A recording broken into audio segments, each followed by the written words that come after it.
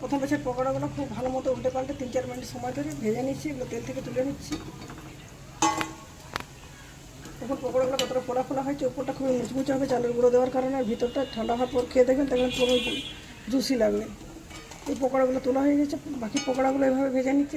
দেখে দিচ্ছি আর সাইজে দেখুন এই পকোড়াগুলো একটু লম্বা আকারে বানিয়েছি। বাকি সমস্ত পকোড়া একই পদ্ধতিতে একই সঙ্গে ভেজে নিয়ে ফিরে আসছি।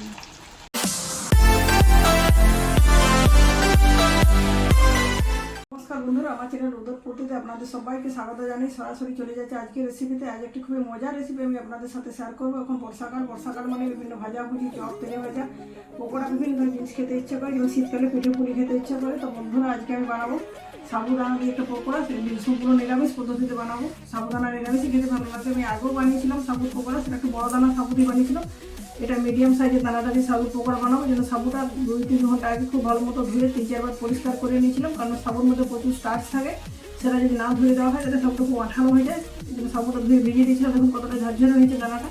আর দুটো বড় সাইজের আলু কেটে সিদ্ধ করে নিয়েছি। এখানে আছে কুচনো ধনে পাতা, কুচনো ক্যাপসিকাম, গ্রেড করা আদা, কুচনো কাঁচা লঙ্কা। মশলার মধ্যে আছে দেখুন এখানে লঙ্কার গুঁড়ো, হলুদ গুঁড়ো, জিরে গুঁড়ো, ধনে গুঁড়ো আর একটা ভাজা মশলার গুঁড়ো।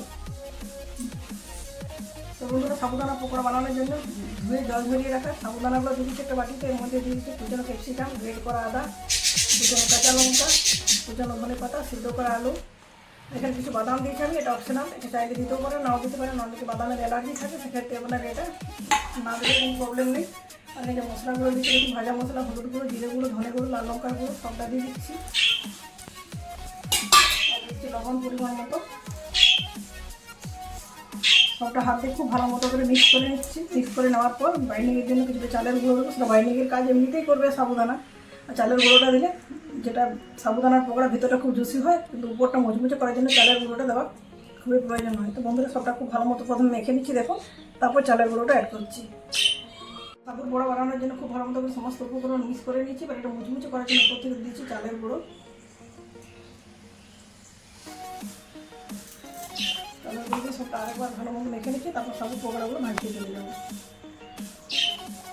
দেখুন বন্ধুরা, সাবুদানার পকোড়া ভাজার জন্য কড়াইতে বসিয়ে দিয়েছি তেল। তেলটা গরম হয়ে গেছে। সাবুদানা থেকে সম পরিমাণ মিশ্রণে মোটামুটি প্রথমে গোল আঁকড়ে নিচ্ছি।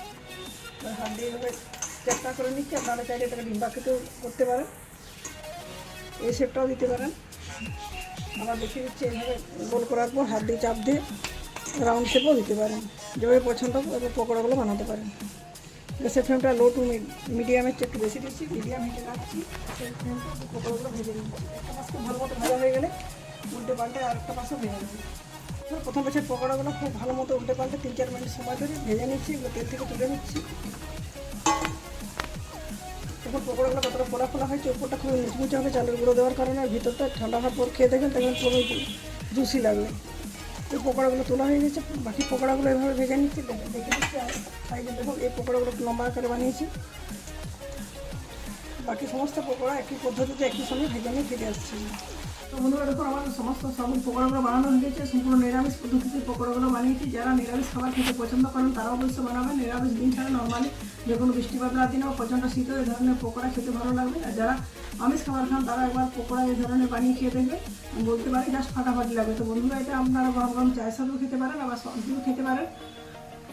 বন্ধুরা, আমার আজকের রেসিপি যদি আপনাদের ভালো লেগে থাকে অবশ্যই ভিডিওটিতে লাইক এবং পরিচিত বন্ধুদের মধ্যে যতটা পারেন শেয়ার করবেন। চ্যানেলে যদি নতুন বন্ধু হয়ে থাকেন, আমার চ্যানেলটি এখনও সাবস্ক্রাইব করে না থাকেন, অবশ্যই চ্যানেলটি সাবস্ক্রাইব করে পাশে থাকা বেল বাটন অন করে দেবেন আমার চ্যানেলের সমস্ত ভিডিওর আপডেট পাওয়ার জন্য। আপনাদের মূল্যবান মতামত কমেন্টের মাধ্যমে জানাতে ভুলবেন না। আজকের মতো এ পর্যন্ত, পরের দিন দেখা হবে নতুন কোনো রেসিপির সাথে। ধন্যবাদ।